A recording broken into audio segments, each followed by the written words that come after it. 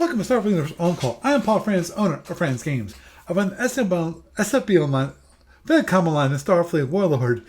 Just remind how to join us. We have Talkcast every Thursday starting 9:30 p.m. Eastern Time.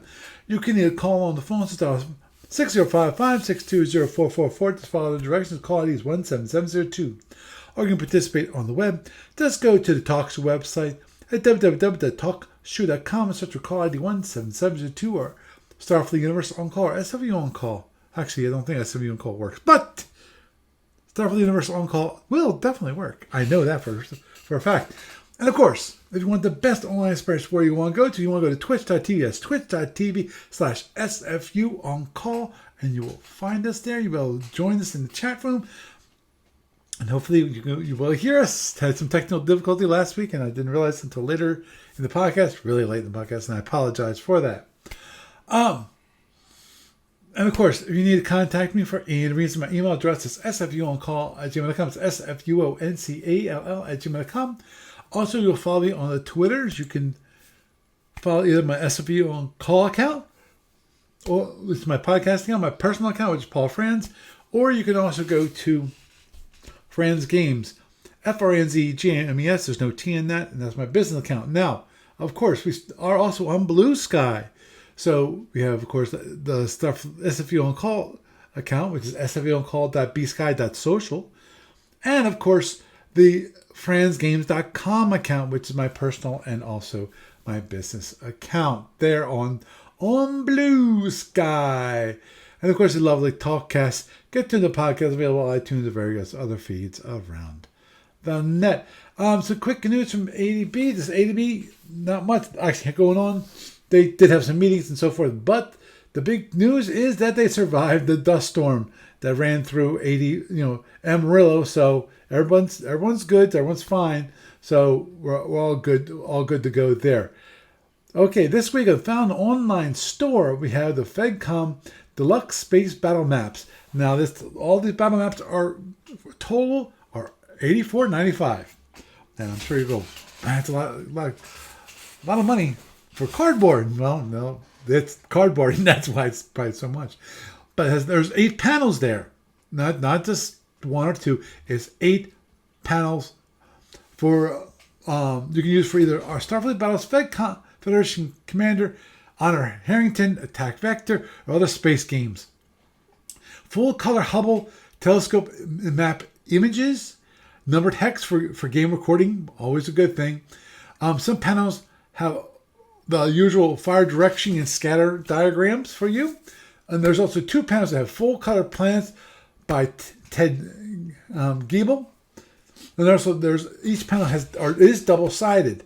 Which includes a 5/8 inch or a 16 millimeter, or which is the standard SB scale. And then there's the 1 1/4 inch or 32 millimeters hexes on the other side, which is the normal Federation Commander scale. The panels are separate, not hinged, so you can build your own battle map, leapfrog ahead of a running gunfight. 6 of these panels are in Federation Commander Klingon border, and 2 planets ones are in Federation border Klingon attack.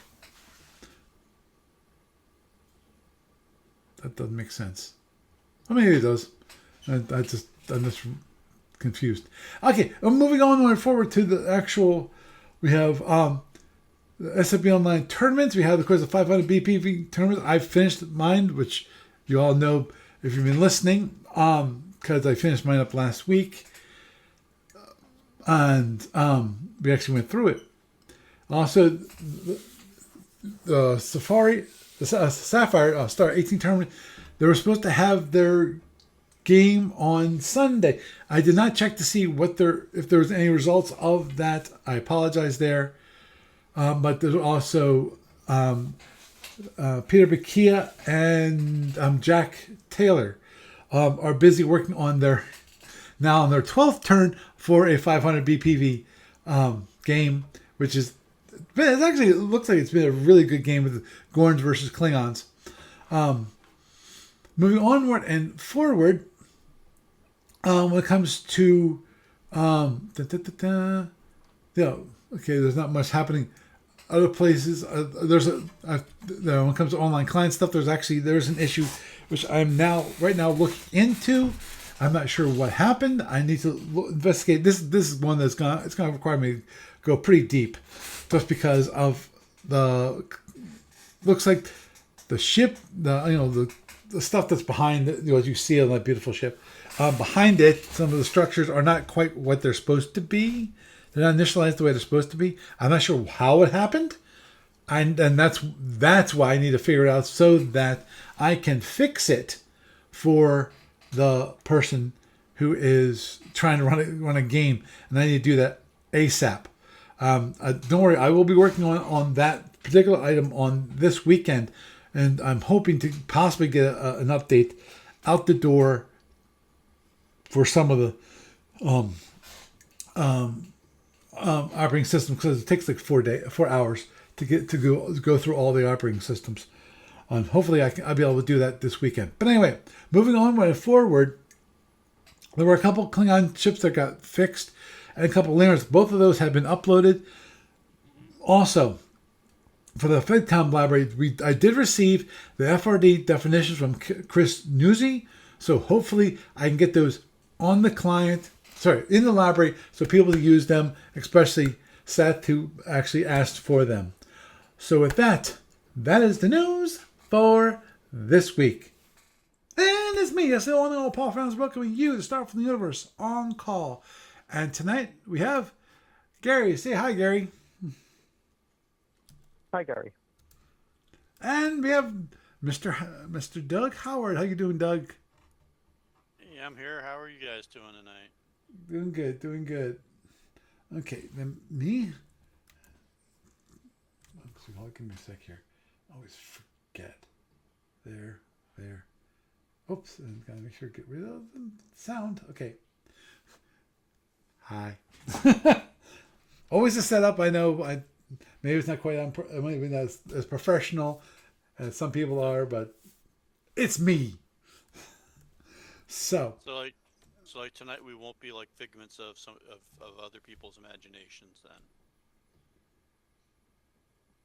Probably not. We'll have to wait and see. Yeah. Okay. So,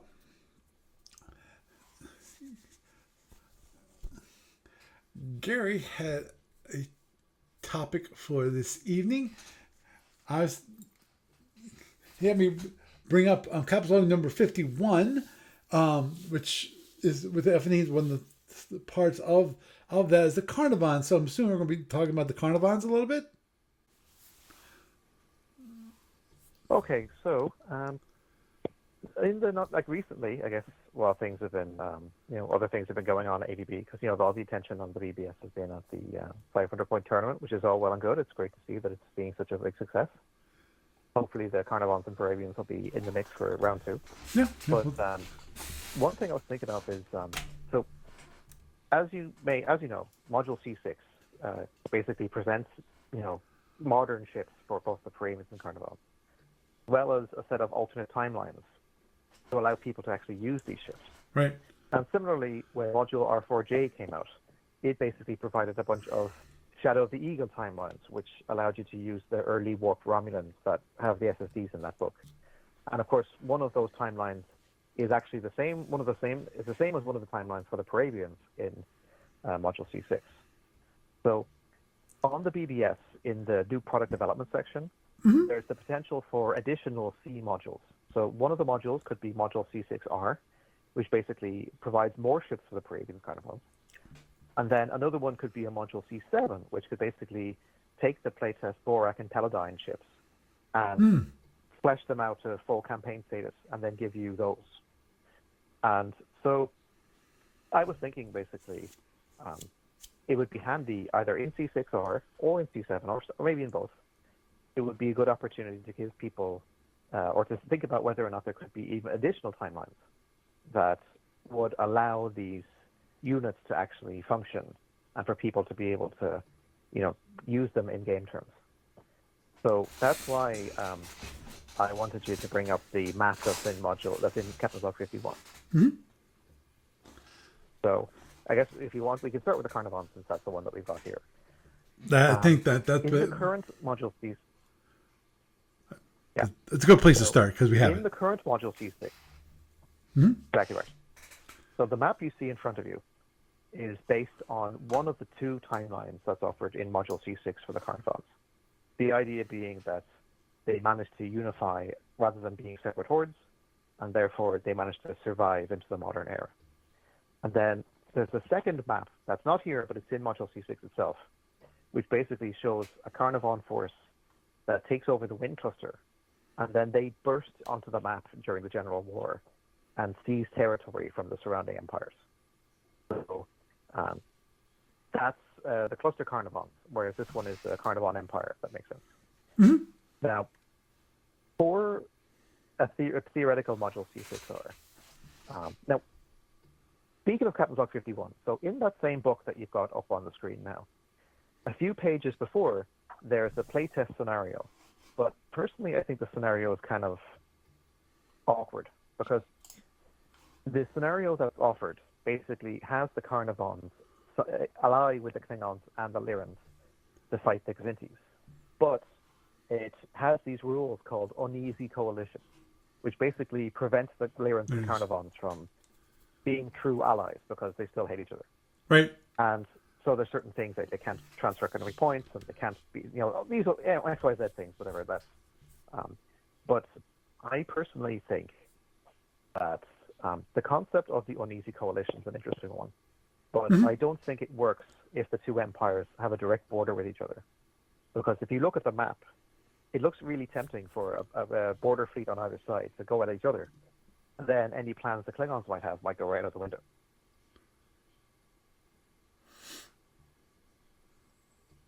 Yeah. So, what I was thinking was, so back in Captain's Log 38, there was a scenario for F&E, which called Altered Alliances. And that scenario basically offered a version of the Four Powers War, where the Klingons were actually allied with the Xinties, not the Lyrans. So you had an alliance of Lyran and Hydran versus a coalition of Xinti and Klingon. And this meant basically that different border fleets were in different positions and so on. And so, for example, the Lyrans, they weren't using the enemy's blood fleet against the Hydrans. They were using the foremost fleet against the Lyrans, that sort of thing. And similarly, the Klingons were basically, their fleets were kind of aligned to attack the Lyrans rather than the Hydrans. Well, rather than the Xintis, because they would still fight the Hydrans, of course. So I was thinking that here, it might make more sense, at least in terms of game balance, to have the Klingons and the Carnivons be the allies. And then you could basically use those uneasy coalition rules, turn them into uneasy co-belligerent rules for the Lyrans and the Xintis.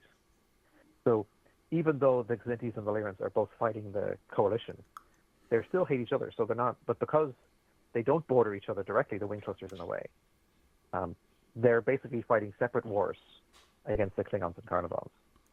And then if you throw the Hydrans into the mix as allies of the Lyrans, you've got a Five Powers War.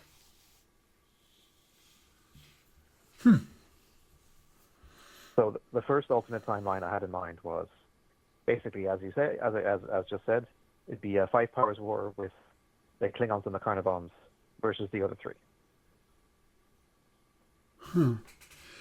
Yeah, I'm just. The one thing I'm thinking about is how well the idea of an uneasy coalition works where you don't have a shared border. Because I would think... If you want to see the rules... Oh, sorry. Yeah, I'm bringing up the rules. Yeah, just a few pages back. It's 6... Right, yeah, my eyes are going screwy. 6HW.23, Uneasy Coalition. Right. And it basically explains what you can or cannot do. So if you want to read it out for our good listeners to be able to hear, feel free. Sure. It says the Lyrans and Carnivons had a history of war with one another. Prior to diplomatic efforts by the Klingons, they had every reason to distrust one another. However, Prior to the start of the war, the Klingon diplomats convinced the Carnivons to join them in the conquest of the Zinnis, hegemony. Promising a share in the territory, the Carnivons accepted the offer after the Klingons secured a co-belligerency pact with the Lyrans and the Carnivons that was guaranteed by the Klingons. The impacts of the pact provisions are as follows. Movement. Lyrans and Carnivons may not move together using Operation Movement. They may occupy the same hexes and react normally to enemy movements together. They cannot voluntarily enter each other's own original territory unless it is not under the original owner's control. Units that find themselves trapped within the other's controlled territory are considered to be out of supply. They may not retrograde to the points controlled by the others, and they cannot use each other's strategic movement nodes or allowances. Diplomatic and medical ships movement is unaffected. And also in combat, Lyran and Carnivon... Just to clarify, sorry to jump in. Just to clarify, if you go back to the map for a second, strategic movement nodes refers to any of the bases or planets that you see on the map. Mm-hmm. And also, if you're using a tug, there's tugs that have a mission where they can become a temporary strategic movement node, so they can basically extend your supply grid into enemy territory. So, in this case, it was basically, you can see the intent of the scenario was to make it more awkward for the Lyrans and Carnivons to be on the same side, in terms of like where you can actually have them on the map functioning. Mm-hmm. Huh. But, yeah, that's it. Okay, go back with the movement for a moment.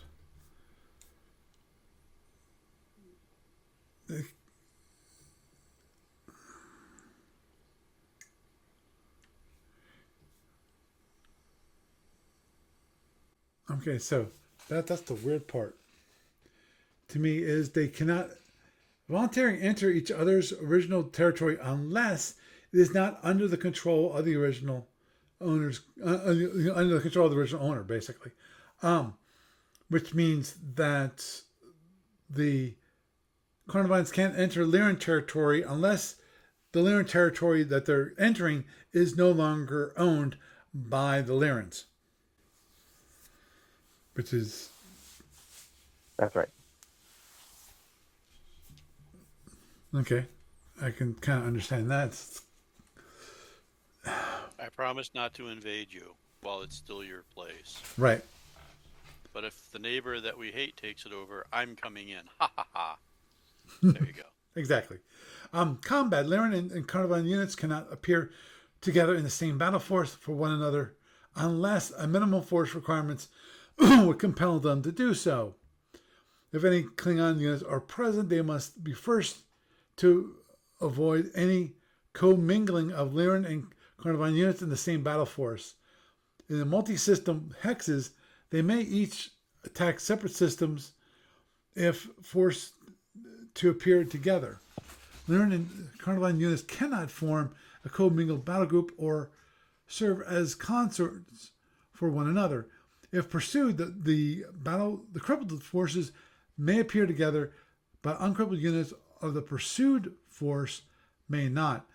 They cannot form a commingled pursuit force. Okay. In the historical timeline, certain allies, like Lyrans and Klingons, they, by the time of the General War at least, it's not quite as developed in the Four Powers War, but they basically have kind of advantages that they can have if you basically mix them together in a fleet.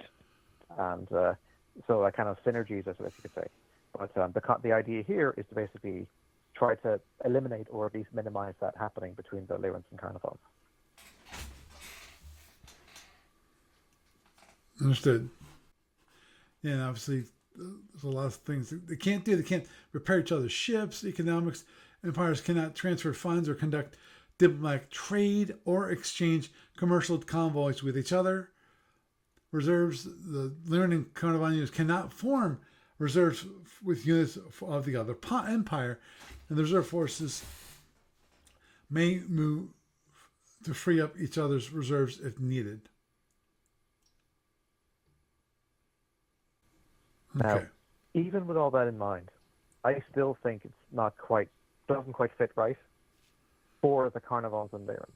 But I do think that if you look at that map and have it the Lyrans and Kazintis, because think about it like this: the Klingons have the largest navy by far. Right. The Carnivons are relatively weak.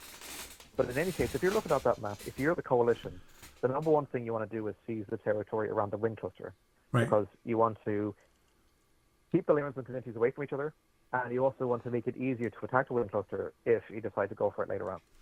And you also want to make sure that by the time of the General War, because in the historical timeline, the Klingons have survey ships, but they actually lease territory off map through the Lyran Starstar zone. But if they're not allied with the Lyrans, then they need to send those ships into the Carnivon remote regions instead. So to get those ships over, they need to have a clear supply path. And to do that, you need to start conquering some border provinces.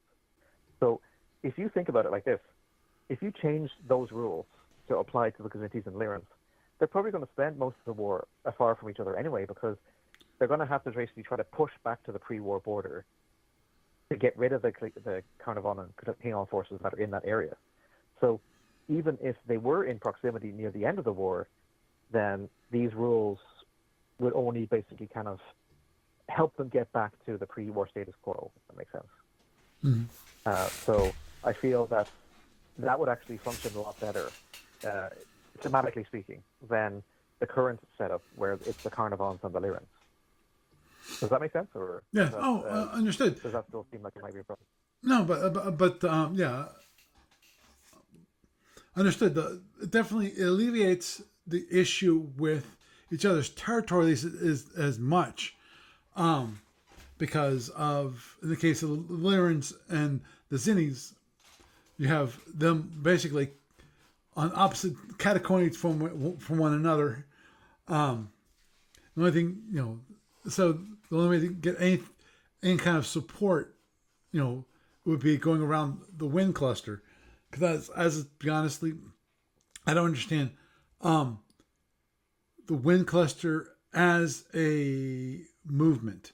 My assumption is that you have to go around the wind cluster unless you want to actually attack inside the wind cluster. Do I have that correct? So, in Fed and Empire terms, most scenarios basically treat the wind hex as impassable. Right. The idea being that, yes, you only go in there. Now, the wind cluster itself is only 50 parsecs across, so it's actually relatively small inside that hex. Most of the hex is not the wind cluster. But only the ISC, when they're doing the peacekeeping mission, do they basically get to go through, bypass the wind cluster to get to the other neutral zone hexes. Other empires basically have to treat the wind hex as like a fulcrum around which to fight. Right. But there is actually some wind cluster counters that are in Fed and Empire now, and also Tactical Operations has a scenario where you can invade the wind cluster. So it is quite possible that if things are going pretty well for the coalition in this case, or if the Kazintis and Lyrans manage to fight their way back, that somebody could try to invade the winds if they want to. So that is definitely a possibility. But I think it's more likely that the Klingons be the ones who do it, because they're probably going to be the ones who'd have the strength to be able to keep the others far enough away that they'd be able to take a shot at them. So, But yeah, basically, for most terms, you're going around the wind cluster unless your intention is to invade it itself. Okay. That's right. That's what I thought. I just want to make sure that I understood what the wind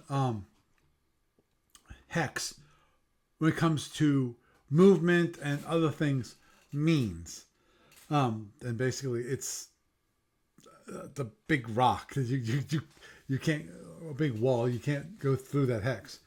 So it's almost like a black hole. And to a certain degree, it kind of is. Well, can you imagine actually sending a fleet into the wind cluster? You know, and it doesn't come back. Yes.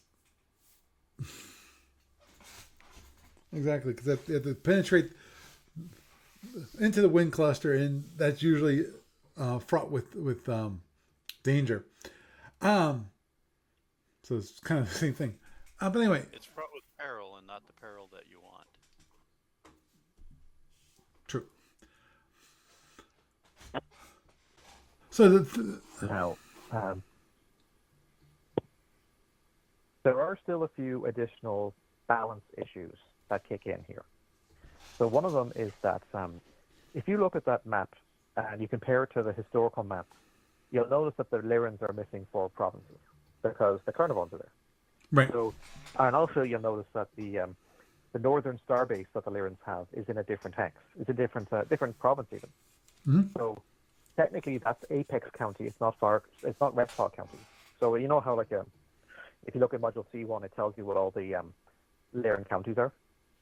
So, and also like which province is the Duke's province, and which ones are the counts. So the way it works is that the counts control the border bases, the dukes control the star bases, and the king emperor controls the homeworld province actually, and including the various planets in the capital hex.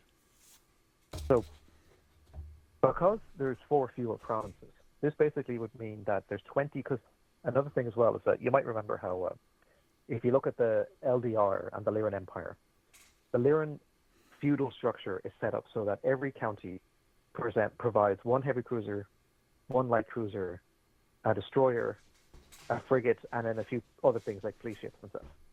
So if you subtract 4 provinces, that means you've got 20 fewer ships to start the war with. Wow. And it also means that you have to shuffle them around, because if you look at the historical orders of battle, at least the ones for the General War and the Four Powers War, the Lyran Enemy's Blood fleet is actually short 4 ships. And the reason why is because the LDR exists. Because the LDR, most ships are in the LDR. And that means that there's 1 fewer province that the Enemy's Blood Duchy has compared to the other duchies. In this timeline, because the way the map is set up, if you subtract the LDR, that actually means that... but on the other hand, if the Hydrants are allied to the Lyrans, then what's happening... Because, okay, stop me if I'm mixing it up here. Okay. In the historical order of battle, like if you look on the BBS, you can actually bring up a PDF that shows you the general war order of battle for like different empires, like the Klingons and Lyrans and stuff. Mm-hmm. And one of the abstractions is that the counties that represent the foremost duchies, the ones that are in the middle of the Lyran Empire, they are combined with the homeworld fleet, and they can be sent to either the Kzinti border or the Hydrant border. Now, in this timeline, because foremost is a border fleet facing the Klingon Empire, or would be, that means that Enemy's Blood fleet is the one that has to be sent to the homeworld to combine with the homeworld fleet. But because the LDR is there, then Enemy's Blood would actually be missing those ships. Right. And conversely, Foremost would actually have more ships to start the campaign with, because it would have more provinces than Enemy's Blood has, if that makes sense. But you'd still have to rearrange the provinces. So instead of, because like in the historical timeline, each duchy has, with the exception of Enemy's Blood, each duchy has 5 provinces, like the duchy province itself, plus 4 counties. But here you've got 4 fewer counties, so maybe it's only 4 instead of 5, which means Enemy's Blood only has 3 instead of 4. So you are reducing the number of ships, but you're also rearranging it so that you're actually taking ships away from the home fleet and giving them to the foremost fleet, so that they're on the border when the Klingons show up. Does that make sense? Mm-hmm. Okay. Now, the second thing is, now there aren't any maulers in Module C6, but there could be maulers in Module C6R. But in this timeline, if the Klingons are allied to the Carnivons, then that means that the Carnivons will be the ones to get the maulers. But it means that the Lyrans don't get maulers. So you'd basically have an excuse to use new SSDs for Carnivon maulers. So that itself is not that big a deal. Right. But the trick is, if you look at the carriers that Lyran ships have in Starfleet battles, Right. they use Klingon fighters. Right. So if the Klingons aren't the ones to give them the fighters, who are? And I have a couple of ideas about that, actually. Because you know how the Lyrans conquered the Paladine? Yes.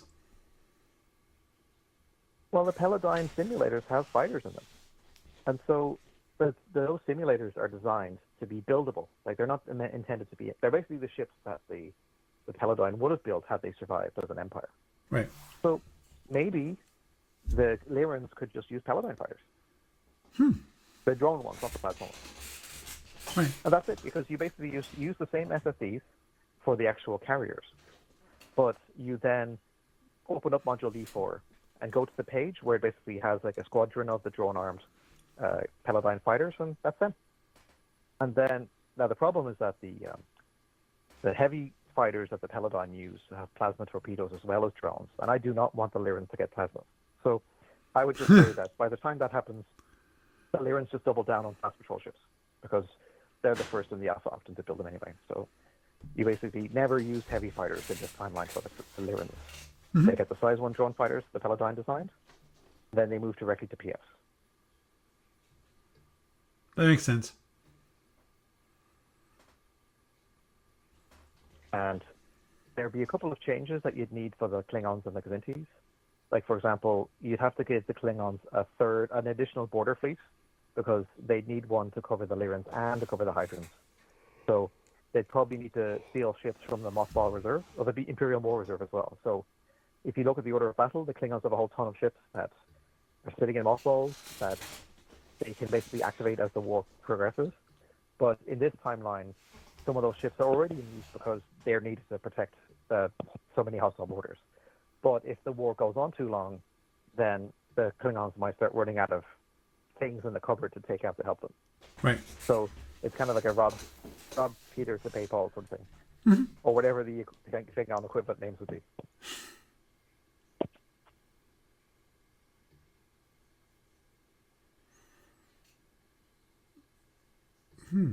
And the final thing for this timeline would be that the Kzintis also lose a couple of provinces because the Carnivons are in the way. Right. But for the Kzintis, it's not that big a deal. So what I would suggest is basically give them 2 more provinces in the off-map zone, the barony. But that means that a few of the frigates from the homeworld fleet, they actually start the game in the barony, in the off-map Baron fleet instead. So the Kzintis get the same number of ships, but they're just slightly adjusted in terms of where on the order of battle they are. And that might not seem like a lot, but the Kzintis have a comparatively weak fleet already, so I don't know if it's a good idea to start chipping away at their order of battle the same way, because with the Lyrans you can't really help it, because their history is tied so closely to the way that their provinces are set up. So they have to lose those ships. Right. And, but the Kzintis... well, and the political structure is... sounds like it, with the, with having the dukes and and so forth, and how that politically, works, because I'm basically, in my mind anyway, I'm not sure if this is truly the case, but it sounds like for the Lyrans that the reason why you you send basically these ships to the home world is basically as tribute to the king. And that also makes the whole overall Lyran empire stronger. Well, the way it usually works is that the Lyran emperor himself, he's able to commission barons and marshals to fly ships like war cruisers and battle cruisers and so forth, and their fealty is directly to him. But some of the other ships still are crewed by representatives from the various duchies and counties. So they're just kind of combined for the sake of the empire, but when the war's over, they go back to their home provinces if they haven't been destroyed by them.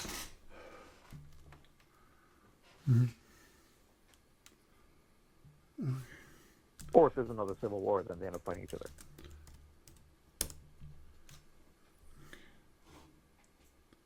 Don't mind me. Oh yeah, and then the final thing would be for the Winds and LDR, they'd get a few extra toys. Like, for example, the Winds would get access to disruptor cannons, the same as the Orion Cluster Cartel. And the LDR, the Winds would probably get another monitor, because they historically they get 3. And this timeline, they probably get 4 because there's 4 surrounding empires to give them the hand one over. And the LDR would probably be a little bit more friendly towards the Lyran Empire because they'd be afraid of the Klingons trying to conquer them. So there is actually accounting for that in the Captain's Log 38 scenario. So that would basically apply here as well. They wouldn't be quite as neutral as they were historically.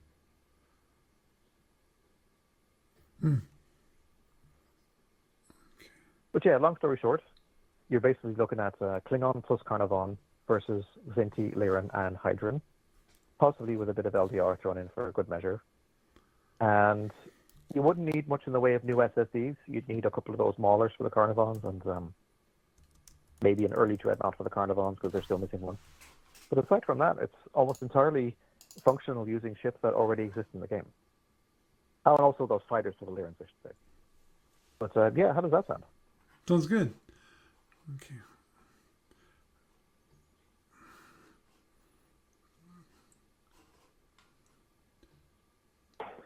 Because it definitely would be interesting to see, in terms of the tactics, how the Klingon and Carnivon fleets would function together. Because, disruptor cannons that much different from a regular disruptor bolts. And the death bolt's a little bit different to a drone, and Carnivons have the heel nipper, but they're a little bit less agile because they're only turn mode seeds that it'd be. So it'd be curious to see how you'd finesse that, and whether it would actually be more or less effective against the Kzintis or the Lyrans.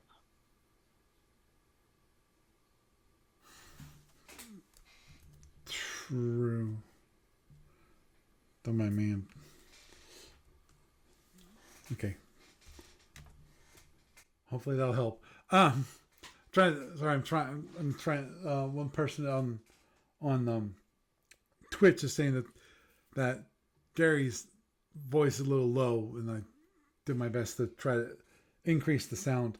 He says it's better. I'm sure it's not perfect. Oh, sorry about that. Oh, it's not you. I need to look to see if there's a way to amplify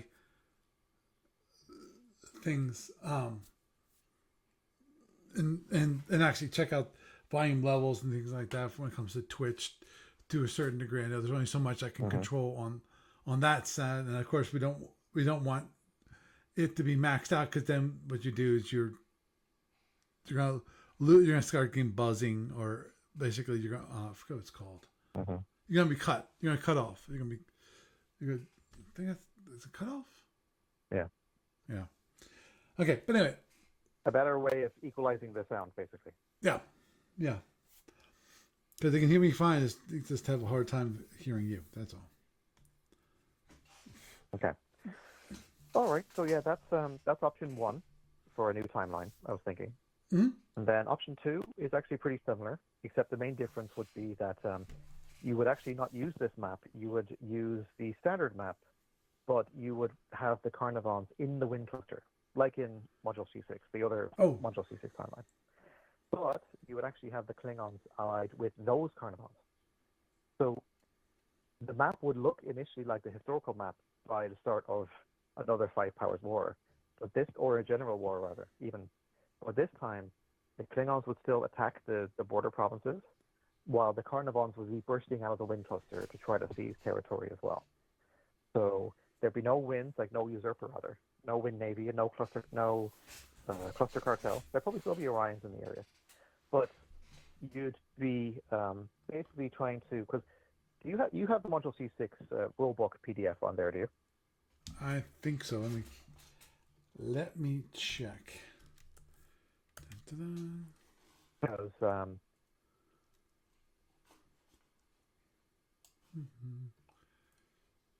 yeah, Module C6, I got it. Rulebook? Yeah, so if you go there, rulebook. Okay. There's a page early in the book that shows a couple of the Carnivon maps. So the map for the Carnivon Empire is smaller than the one that you have in Captain's Log 51. It's not as, and also the province borders for the Lyrans are kind of weird on that one. So the one in CL 51 is more authoritative for that. But the other map that shows on that same page in C6 shows the Carnivon cluster, Carnivon timeline. Okay. Got the one with the Paravians.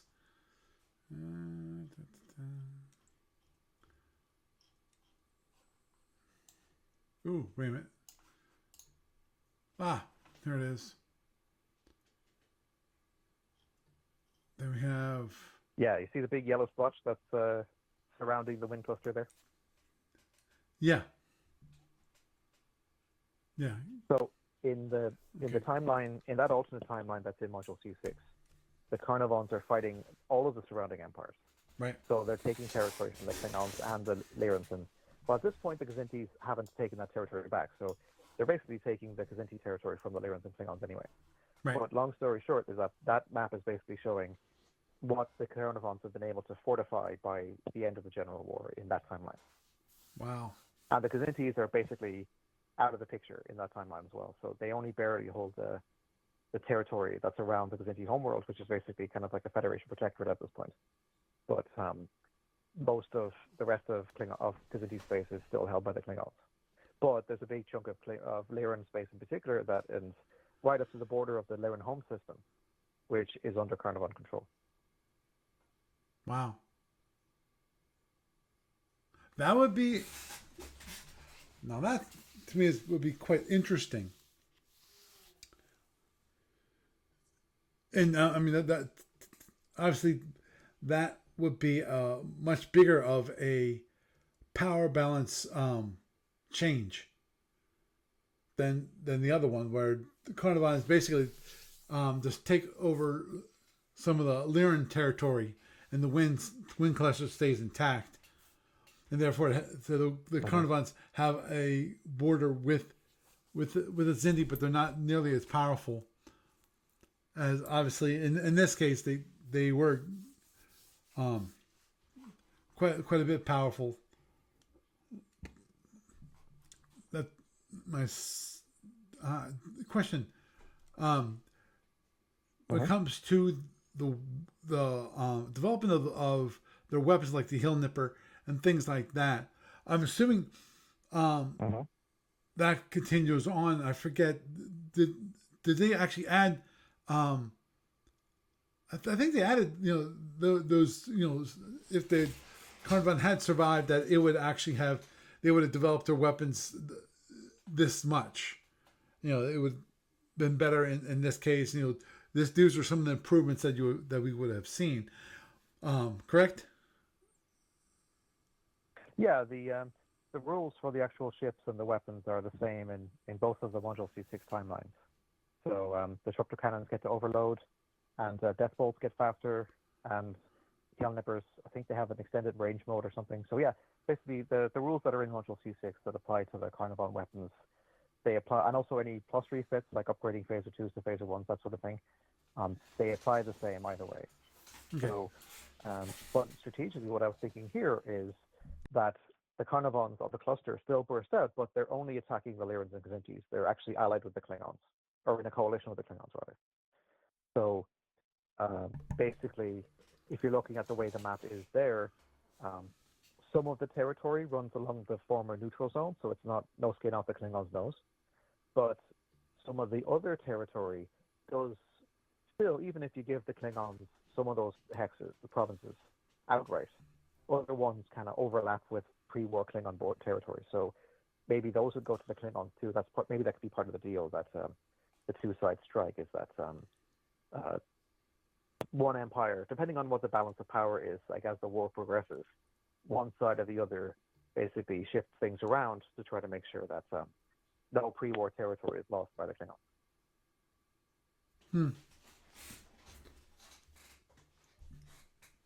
But I'd imagine that in this version of events, it would actually be maybe the full extent of the Carnivon territory that's on the map out of the cluster might not even be as big as you see there, because if the Kzintis and Lyrans are forewarned, so to speak, as in like there's like two bursts out instead of just one, and also if depending on the balance, like with the Hydrons thrown in and so on, maybe the Carnivons aren't quite as successful as you see there, but they're still fairly successful in terms of having a new on-map territory that they've controlled. Right. Well, that's why I bring up the whole thing about the improvements of the weapons. Not that we need to go through the specifics and so forth. Just that in my mind is that that's kind of an important part of the development of the empire because of if you just say, oh well, they were able to take territory, well, their weapons have to be improved enough to really push home that yes, these weapons that were kind of weak when they were younger, that they grew up, they kind of grew up and became the weapons and the tactics that could use with it could grow the empire versus we're just saying they were able to take territory, we just don't know how, that kind of thing. Well, I mean, even in the historical timeline, the Carnivon earlier ships are still decent. The issue is not so much the ships themselves; it's more that on the Federation and Empire scale of things, the historical Carnivons were never able to, because they were basically ruled as about 8 to 12 different hordes, but they were never able to coalesce into a single empire. So, right. No matter how good the ships were, the Lyrans and Kzintis were able to destroy one horde at a time, and the others wouldn't help until it was too late. So, although there is a rumor that over in the Sargasso region of the galaxy, there might be a Carnivon escapee faction there or something. But though well, of course, if we are assuming that the Carnivons are allied with the Klingons, then yes, that would mean they'd get Maulers at least, which would be handy if they're attacking Lyran or Kzinti starbases. So especially in terms of actual weapon difference, that would be a change, yes. Right, and as you pointed out before, if the Carnivon actually became an ally of the Klingons, the question would be then, would the territory actually look like what it is in the map in Module C6, where the Carnivon actually is taking Klingon territory? Would the Klingons actually let them keep the territory? My guess it would be no. They have to at least give back some of that territory, not all of it. My guess at least some of it. Well, I would just say that you just go through those provinces and just say that they'll stay in Klingon hands, or the ones that straddle the old border, that the Klingons are the ones who take them over rather than the Carnivons. So you're still basically finessing it in a way that you don't have to make too many major changes to the map in order to make sure that the Klingons get their share of the coalition. Right. Because I think it's if they're in a coalition, that's one thing they they would want,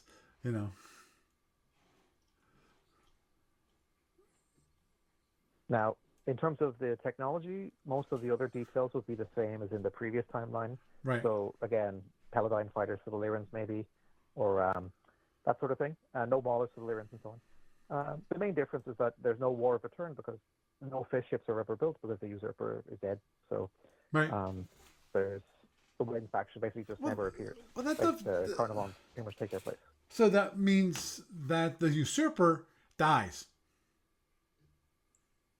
Yep, because even in Module C6, in the cluster Carnivon timeline, the Carnivons are in the cluster before he arrives. Right. So by the time he flees in there, he's killed right away. Right. Exactly. That's what I was thinking. So his faction preempted, gone entirely.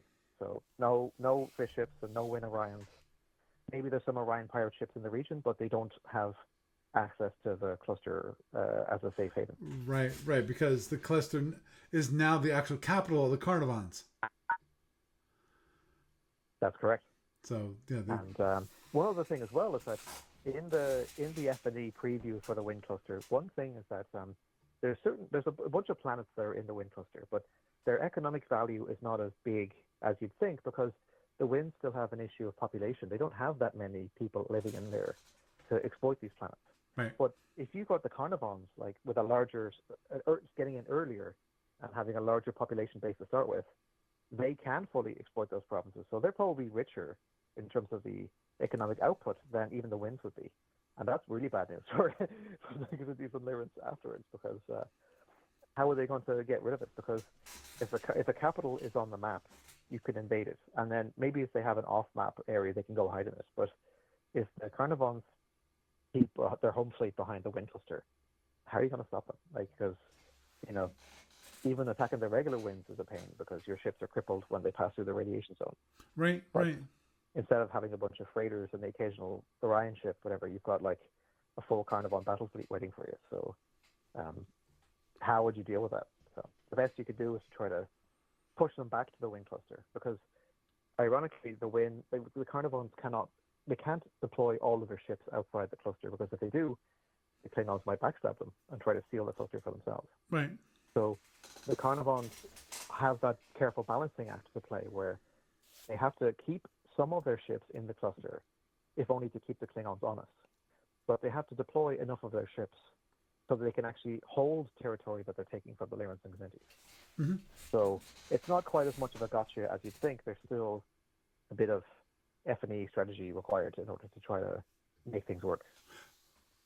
Understood. To me, the one thing that having the capital within the wind cluster itself is problematic in that, in my mind, you have to keep two separate fleets of ships. One fleet of ships that basically is outside the cluster, that plays guard.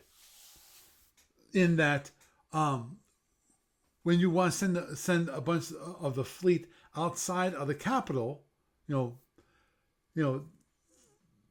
need to come out and know that they're not going to be bushwhacked. Because they're going to have deal with the effects of the wind cluster themselves coming out of the wind cluster.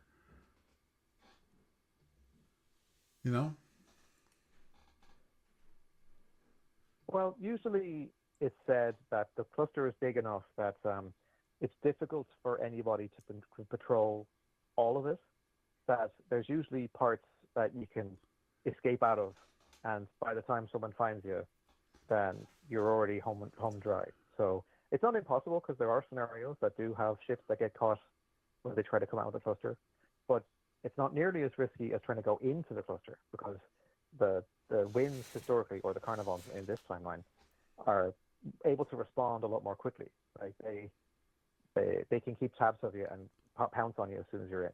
Right. Whereas if it's the other way around, when you're in open space, it's much trickier to build up that kind of critical mass needed to patrol the outside of it effectively.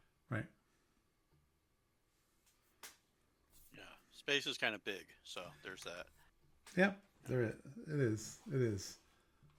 Another possibility could also be that you could also have like the old cliche of the hidden base, where they come out of the wind cluster, they go right to the hidden base. That might be like more of an Orion kind of thing. Just saying. Mm-hmm. But they could probably arrange. Well, the Orions, I guess they would have. The Orions do have bases that they try to keep out of the woods and stuff. Because in the historical timeline, yes, the cluster cartel would need to account for being able to slip their ships through the radiation shell without the surrounding empire spotting them. So they seem to be able to get away with it more often than not. But it's, I guess, a different story because the Orion ships are designed to be hard to find, whereas with Carnivon ships, you're pretty much going to know about it, I guess, if they want to. They're harder to hide, rather. But yes, the Carnivons, it would be more important for them to try to control a zone of territory surrounding the cluster to make it easier for reinforcements to emerge out of it. But then also that would mean that the Xintis and Lyrans would be that much more motivated to, push them back as close to the shell as possible. I have a question for Paul before we run out of time tonight. Sure. Okay, you won your round in the 500-point tournament. Mm-hmm. So, do you know who your next opponent is now? Not yet. So the other two, the potential fights aren't quite done yet. Correct. To me, I know that either I'm going to be fighting. I think I mentioned this last week. But either I'm going to be fighting the Romulan with the old the old ships, with the King Eagle and Battlehawks, or I'm gonna be dealing with Justin's fleet with a frigate scout and the BC.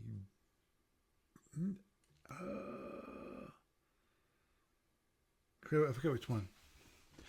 I was gonna say J, but I'm pretty sure it's not J because I think J's the Jersey, and I know it wasn't the Jersey one. Oh, BCF, that was it. The one that has the plasma and the drones and some other ships. But basically, the important fact was that he had a scout, and I really was hoping that Justin would be knocked out in that fight, just because of I think fighting against a fleet with a scout is going to be a little more difficult. Let's put it that way. Yeah. But on the other hand, that's 4 less photons. That's true. He has a much less photon heavy. His is more drones. And he has he doesn't have the extra couple of photons on the big ship there. Right. So. But then he doesn't have to worry about shock. Capture scout. Man, that's true. That I actually, I'd love to do that. And Lord knows I would love to have that happen. And if I could capture it and take it on to the next round, I think that'd be kind of cool. It'd be kind of also unbalanced, which I understand why they would want that. Don't mind me. I'm checking the board, and I did not see, other than Peter, I don't see any updates from other people.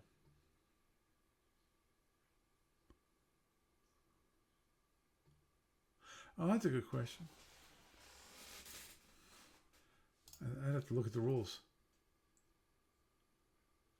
Okay, yeah. Okay, so yeah. Because I think the handy thing about the shield crackers is that they block, I think it's specific general reinforcement on the impulse that they're used. So if you get within transporter range, use the shield crackers to knock down the shield, then it's that much harder for him to single point reinforce so that he can try to stop you from using all those transporters that you have on your ships. Mm-hmm. And even if you can't use the scout, the fact that you've taken it out of his hands means that he has that much weaker of an EW coverage over the rest of his squadron.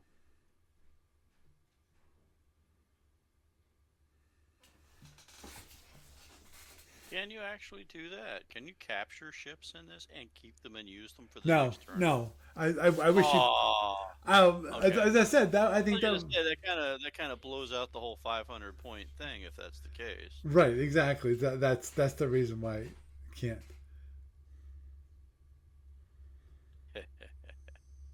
Okay. Well, the capture would But you're still be locked good in for with your. the rest of Oh your crap! Once you've done your thing, though, you can't shift your 500 points around, right? You can't trade out ships for different ships. No, you can't change ships in between rounds. So you're basically stuck. The only thing The only thing you can modify is your commander's options between rounds. Darn. Looks like Justin destroyed him.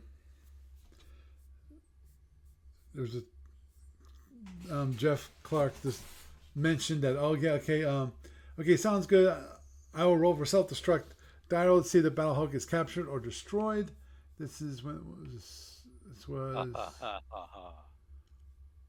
I'm just looking. Oh yeah, because the Eagle ships have those nuclear space mines, so yeah, easier for them to self-destruct, I think. Yeah, Justin mentioned. Okay, end of turn 4. This is turn 4. Oy.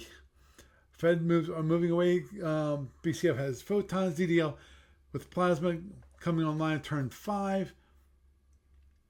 Feds plan to swing back around to destroy the remaining King Eagle and capture the burning wreck of the Battlehawk Plus, and also the almost crippled King Eagle and the BHB might be able to disengage. That's how bad it is. So to say the very least, the Feds beat the Romulans, and I'm going to get my butt kicked. I'm willing to bet. Well, Hey, I'm just thinking about that stupid have a scout. positive outlet. Positive outlook. You know, Positive. You got a can lot of time to plan and overthink yes, your strategy. can we say suicide run for the scout? Well, the flip side of Well, that is you've got maybe all those. you could blow something else up. Yeah, true. Here's the thing, Paul. Why don't you check and see what is the EW shift when it comes to transporter operations? Because if you're still able to board somebody, even if it's a difficult EW shift, then that actually puts the onus on capturing the scout early, so that um, your actual weapons fire against the remaining ships will be that much more effective. That is true. That is true. I'm. I was gonna say, oh, some hit and run raids would be nice, but I don't Or you think. could just take out his sensors. Right, that's what Or his special the sensors. special sentence. Yes. That would effectively remove them from it. But on the other hand, if you're just angling for that, what other opportunities would you miss? I mean, if you're going to get his shield downward enough to do hit and run rates, just blow him up. Right. Agreed. Make it go boom. Well, the only thing is that you're if you want to save more of your phasers for shooting down drones and plasma torpedoes, then if the shield is down, then the Marines are a comparatively cheaper way of getting what you want. Oh yeah, but So, the because Marines aspect of it are easily beaten. All he has to do is turn away. Take that down well, that's what shield I'm away saying is from. that if he's able to get the boarding parties over in the same impulse that he used the shield crackers, then it'll be that much harder for him to try and reinforce that shield. Because if you have you've got four ships, Or Saurian turn. ships, and if you Yeah. basically have the two of them focus on a shield facing each, then you can basically crack down those shields and Mm-hmm. beam Marines through both of them, and then Yeah. you're basically overwhelming his crew, because Federation ships don't have that great number of boarding parties to start with, and so you'd probably be able Yeah. to go a long way towards capturing that ship with just in just one battle pass. And Maybe, then but that basically he gives you also has options to otherwise, because survive. He has to survive getting into transporter range to do that successfully. And present a down shield for multiple ships. So it's dicey. It's possible. I really think that it's more of a afterthought to more of a opportunity thing for him than a direct and immediate strategy. So yeah, maybe the dice will be nicer to him than last time. Agreed Because that. Paul whipped a lot on that first battle pass. Oh, no kidding. So I had a hard pretty time disgusting. getting my particle cannons to hit, Yeah. and then of course getting the shield crackers to hit. That was the hard thing too. I think I don't know. I think I maybe hit with 2. It's just annoying. In some cases, yeah, when it comes to particle cannons, yes, I roll pretty much average, but I don't. I need to be I need to be rolling better than average here. Or at least average. Yeah. If you'd gone at least average on oh, the other thing as well everything, is it would have been a quicker game. Yep. But yeah. if you're dropping the shields to try and do transporter raids, then you could also use those that that same shield facing to use to plant T-bombs in the path of any drones coming in. It won't help you with the plasma torpedoes from the BCF, but if any drones get caught up in it, then that makes it that either they'll get rid of them outright, or if not, then at least you've reduced the number of phasers that you need to try to shoot them down. True. Yeah, I foresee many minefields being thrown out by Paul. Yeah, I agree there. That's the one thing that I didn't put in mines in the last game. Of course, I'm not sure how that would have been effective in the last game, just because of trivia question. Yes. If you drop it without using the transporter, is it still not hidden? Correct. Okay. Yeah, I know. Hidden mines are just something of beauty, especially when they go boom. Now, the one thing that I don't think my opponent thought of, but I've got enough experience with using T-bombs, more than most, just because I played the Andromedans in the tournament, and they're one of the few. They're the only ship that actually has a T-bomb. No, they're not. The Romulan has. Yeah, but that's in place of a nuclear space mine. They've got a little itty bitty mine. But given that, the one thing that with transporters, which can be very effective, is pseudo transporter bombs. If you're trying against your opponent's ship and you're trying to use that as terrain against your opponent, because the question is it okay? The opponent has to ask, "Hey, is this real or is this fake? Or which one is real? Which one is fake?" And then okay, guess.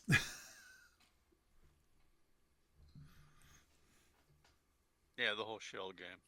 Yep.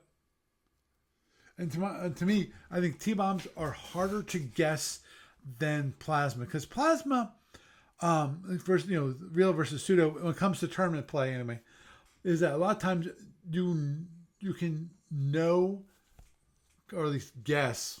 You can't know, but you can guess if your opponent is launching a pseudo or a real torpedo just by knowing the player. Overall, that usually works. It's never 100%. Yes. Well, guess what, Paul? If they let the Praevians into the next tournament, all their quantum wave torpedoes are real. True. But one step at a time. One step at a time. Let's get through this one first. Make sure that we have enough people and that we have enough interest for the next one, and obviously try to take away from this current 500 BPV tournament anything that we learned for the next one. Mm-hmm. Is there things that we have to adjust, things that we have to modify? Do we need to do something like the Federation Commander game did in our tournament games? And, the online Federation Commander tournament game, I know I brought this up multiple times, which is the whole idea of a multiplier. I.e., even though it's a very big fishbowl, and it is a very big fishbowl, it's still a fishbowl. For the most part, if you leave the map, then the ship is either disengaged or destroyed. So it matters for victory points. So it's dealt with a little bit versus the Federation Commander, where it's truly a fishbowl. You hit the wall, and you stop dead, that kind of thing. But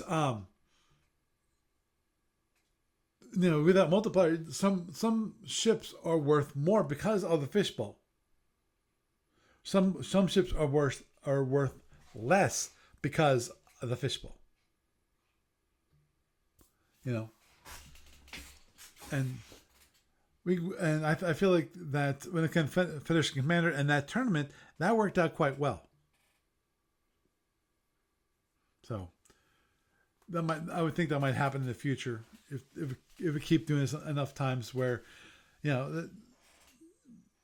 we we should, because it's still a fishbowl. We might actually have to give like, maybe the plasma gets an additional 10 or 20%.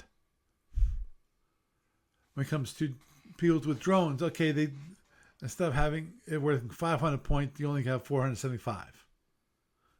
Something like that. Which those kind of adjustments to make it even overall. Although Because come on, let's be honest. I do think that. What's that? I do think it'd be interesting to do a variant of the tournament that's set in Y150. So everyone's using middle ear ships.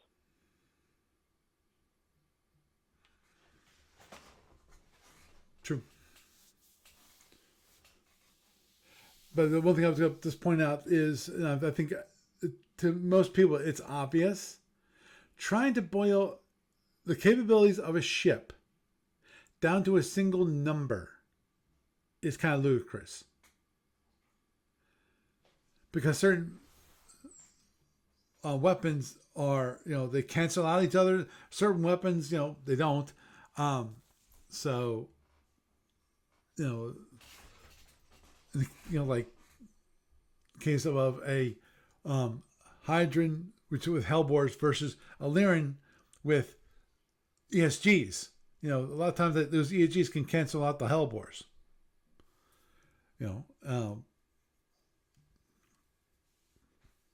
Versus, let's say a Federation, force against a Hydran force. So, anyhow, I think we're gonna wrap it up with that. Chasing rabbits. So anyway, Gary, it was wonderful having you around and talking about FNEs and the Carnivon. So you have a good night. Thank you. I still have 4 more timelines to go through, so if I manage to call in the not too distant future, hopefully we can try to take one or 2 of them off, if you like. Okay, that'd be great. Okay, good night. Excellent. And best. Oh, sorry, what was that? I muted you. Sorry. Oh, I was just saying best of luck in your next round. Okay, thank you. Doug, now you didn't have much to say tonight, but that's fine. Sometimes it's better to be quiet. Yar. Darn. There be that. Yeah, not a lot to say there. But again, we do have Gamers of Summer coming up eventually. Yes, we do. I know it's gonna be after summer's over, but No, it is not over. True, it's Labor Day weekend. It's Labor Day weekend. It's pretty much going to be about one of the last gaming events of its kind for the summer, because summer ends a week or 2 afterwards. So there you go, or shortly afterwards. Mm-hmm. And there will be cake on Saturday. I'll make sure I'm there Saturday. Okay. All right. Yeah, I don't have much tonight. There's that. Sometime either tonight or tomorrow, I'll be throwing a poster selection thing for some voting up on the Gamers of South Central PA convention page. Mm-hmm. Basically, it's the same informational poster, but there's like 6 different colorized versions of it. So I'm just going to ask people for their input on which one they like, and then I'll be able to take either, a couple of them or one type and do it as a 4 poster that can be cut up into 4 pieces and put out as 4 smaller, like little things for bulletin boards and whatnot. Mm-hmm. And that's basically that. That's our big thing. If you want, you can send me your information for what you want to run, or a generic general kind of thing. And then if you have something really specific you want to plan on doing, then there's that. Well, I still like to do that nice big fleet battle. I want to see if I can get someone to sign up for it. Now, by big fleet battle, little more specific, you mean like an SFB fight, or do Yes. you mean like a Armada fight, Starmada? Okay, SF. Probably SFB. If the person wants to play Stormata, hey, I have to do that, and that possibly could be done faster. Yep. So, but no, it was just if you want to send me like a thing, I'll put it up on the events page. It's never too early to put events there, especially once I say things like, "Hey, look, the event's scheduled," Right. because it is scheduled. I did make a Facebook event for it, and the website itself is up. And I'm not going to open up the badge registration part until April. But we are getting that close. It's almost April now. Awesome. So, yay. Yay. Amazing how time just kind of accelerates on the going past faster thing as you get older. So, Yep. Understood. Okay. go Well, off on the old man rant of when I was an 18-year-old private in the army, time took forever to pass. Doug, Them years seemed like centuries. Yada yada yada. Okay. get off my I'll lawn. Exactly. You have a good night. You too. Thank you for having me on, Paul. You're welcome. Okay. Bye. So, oh, nice little evening discussion about F&E and Carnivon Alternate Histories, which is always interesting, and got a little introduction there in the games. It looks like I'll be playing against Justin, which I really don't look forward to. But I will probably see how well I do. See if I'll do maybe better in overall fleet tactics this time around.